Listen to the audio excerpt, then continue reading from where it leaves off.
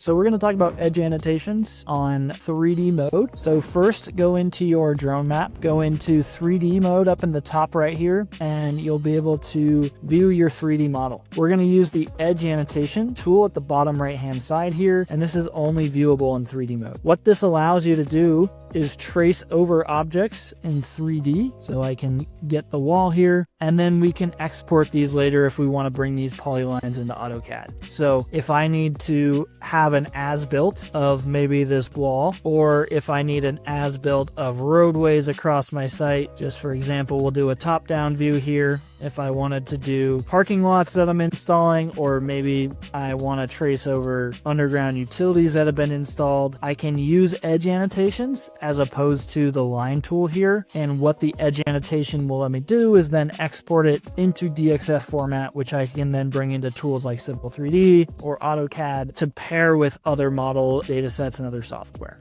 So once you've traced over what you want, you can go into the export option here. We're going to go to Edge Annotations, and we're going to select DXF format here. Also, make sure that the coordinate system matches whatever coordinate system you have in the other files and other software, right? So we want alignment between both datasets, and that's it.